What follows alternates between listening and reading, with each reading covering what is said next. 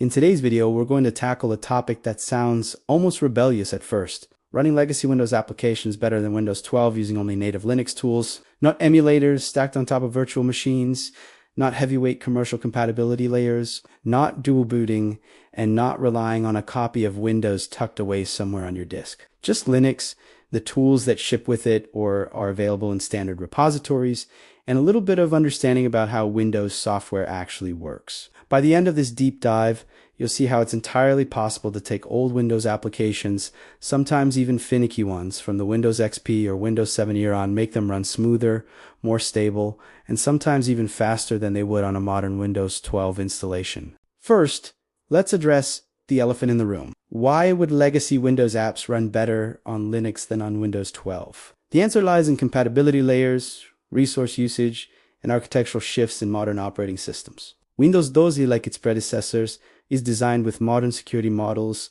sandboxing frameworks, driver enforcement, background services, and a constantly evolving update system. All of this is great for modern software, but legacy applications, especially those built for Windows 95, 98, XP, or early 7 often, expect a very different environment. They assume direct access to system components, looser file permissions, older DirectX versions, and APIs that have long since been deprecated or replaced. On Linux, we have a unique advantage. We can create lightweight, tailored environments that mimic exactly what those older programs expect. We can isolate them without overhead. We can control dependencies down to the library version. And we can do this without booting another OS or sacrificing performance. The key tool that makes this possible is Wine. Wine is not an emulator. That statement is important. Wine is a compatibility layer that translates Windows API calls into POSIX calls in real time, instead of simulating a full Windows operating system. Wine re-implements the Windows API on top of Linux. This means Windows programs think they are talking to Windows. But in reality, they are communicating with Linux through a translation layer. There is no virtualized hardware, no guest OS overhead, and no extra kernel sitting between your application and your CPU. When configured correctly, Wine can outperform native Windows for certain legacy apps because it eliminates modern Windows overhead. There are no telemetry services, no scheduled indexing tasks, no background update services, no antivirus. Constantly scanning your Linux system, especially if you are running a lean distribution, dedicates its resources directly to the application. The first step to doing this right is understanding a Wine prefix is essentially a self-contained Windows environment. It includes a virtual C drive, registry files, and configuration specific to that environment. Instead of installing all Windows applications into a single shared Wine environment, you create one prefix per application. This is crucial for legacy stability. Different applications expect different versions of system libraries. One app might need a specific version of a Visual C++ run. Another might rely on an older DirectX implementation. By isolating them into separate prefixes, you avoid DLL conflicts and configuration collisions. Creating a prefix is simple. You define a directory and instruct Wine to treat it as its Windows environment. Once created, you can configure that prefix independently. You can set it to emulate Windows XP, Windows 7, or even Windows 10 for many legacy applications. Selecting Windows XP mode dramatically improves compatibility because the program's internal version checks are satisfied and Wine adjusts API behavior accordingly. Now let's talk about performance. Modern Linux kernels are extremely efficient with memory management and process scheduling. Legacy Windows applications often use far fewer system resources than modern software. On a lean Linux desktop, especially something like XFC, ELXQT, or even a minimal Wayland compositor, you may be using a fraction of the RAM that Windows 12 consumes at idle. That means more memory and CPU time is available for the legacy application. Graphics is another area where Linux can shine. Wine integrates with OpenGL and Vulkan to translate DirectX calls. Tools like DXVK, which is often packaged in repositories,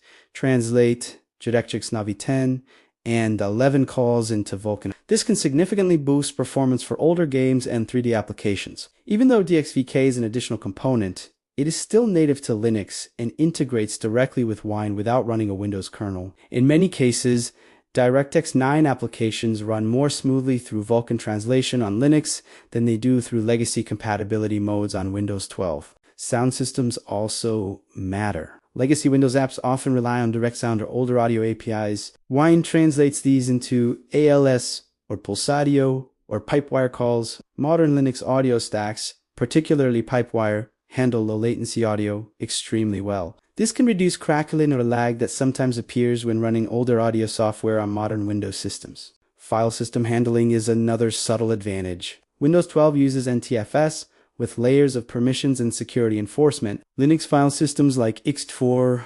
BTRFs, or XFSR, lightweight and fast. When Wine maps its virtual C drive to your Linux file system, operations like file access, caching, and read-write operations can be extremely efficient. Legacy programs that constantly read small configuration files or access large data archives can benefit from Linux's streamlined file system behavior. Let's move into configuration tuning. One of the reasons people struggle with Wine is that they install it and immediately try to run a Windows installer without preparation. Instead, the better approach is to analyze the application's requirements. What Windows version was it designed for? Does it require a Nietzsche framework? Does it depend on specific Visual C++?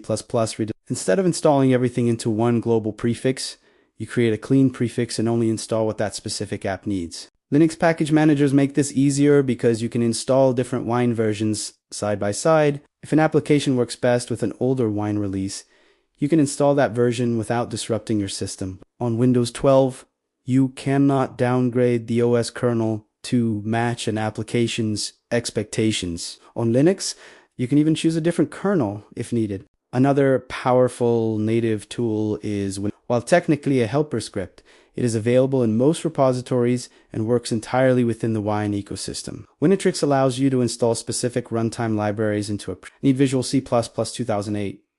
Install it in that prefix only. Need a certain version of .NET. Install it without affecting other applications. This modularity is what makes Linux so effective at legacy support. Desktop integration is also smoother than many people expect. You can create application launchers that directly start a program inside its Wine prefix. From the user-OS perspective, it behaves like any other native Linux application. You can assign custom icons, manage window behavior, and even control CPU affinity using native Linux tools like TaskSet if needed. This level of granular control is simply not possible in Windows 12 without third-party utilities. Security is another unexpected advantage. Legacy Windows applications often have vulnerabilities. Running them on Windows 12 may expose them to modern malware targeting Windows APIs. On Linux, these applications operate within Wine's compatibility layer. They do not have direct access to the Windows kernel because there is none. They cannot interact with native Windows services because those services do not exist. Even if malware were embedded in a legacy executable, it would be constrained by Wine's implementation in Linux's file permission model. Now let's consider resource isolation. Linux offers native tools like groups and nice for prioritizing processes. If a legacy application consumes too much CPU, you can limit it. If you want it to have maximum performance, you can increase its priority. You can monitor it with tools like Atope and adjust behavior in real time. Windows 12 does provide task management, but Linux gives you deeper kernel-level control without additional software. For gaming specifically, the results can be astonishing. Many DirectX 9 titles run at higher frame rates under Wine with Vulkan translation than they do on Windows 12 using compatibility mode. This is partly because Vulkan drivers on Linux are extremely optimized, and partly because Wine strips away layers of legacy Windows overhead. Combined with a lightweight desktop environment, the system dedicates nearly all available GPU and CPU resources to the game. Even older productivity software can benefit. Applications like legacy versions of Office alternatives,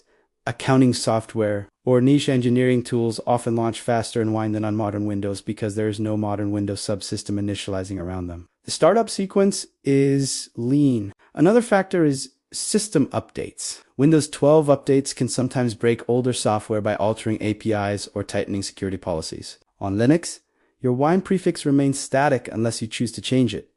You control when Wine updates. You control library versions. Your legacy application environment does not suddenly shift under your feet. Driver independence is also powerful. Legacy Windows programs sometimes expect older driver models. In Wine, driver interactions are abstracted through Linux drivers. As long as your Linux system supports your hardware, the Windows application benefits indirectly. There's no dependency on outdated Windows drivers that may not exist for Windows 12. We should also talk about Wayland versus X11. Wine historically worked best under X11, but support for Wayland is improving.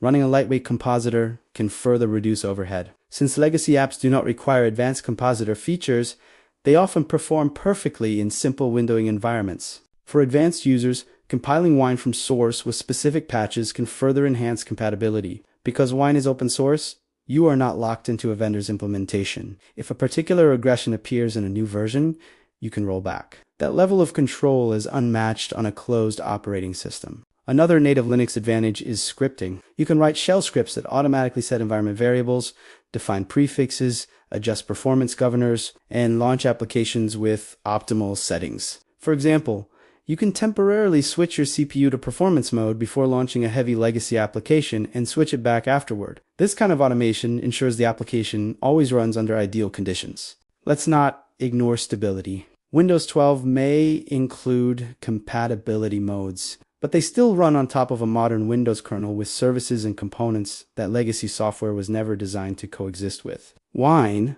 by contrast, provides just enough Windows behavior to satisfy the application. There is elegance in that minimalism. Fewer moving parts often mean fewer crashes. Networking is another area where Linux excels. If a legacy Windows app requires LAN connectivity, Wine translates WinSec calls into native Linux networking calls. Linux networking stacks are robust and efficient. You can even use firewall rules to isolate the application or control its network access with precision. Backup and portability are trivial. A Wine prefix is just a directory. You can compress it, move it to another machine, and run it there. Try doing that with a Windows 12 installation and its registry dependencies. On Linux, your entire legacy environment can be portable. In conclusion, running legacy Windows applications better than Windows 12 using only native Linux tools is not only possible, it can be practical and efficient. By leveraging Wine, carefully managing prefixes using native Linux performance tools, optimizing graphics, translation layers, and maintaining control over updates and dependencies, you create a tailored environment where old software thrives. Instead of fighting modern operating system changes, you sidestep them entirely. Linux becomes not just an alternative platform, but a superior host for preserving and running the software of the past.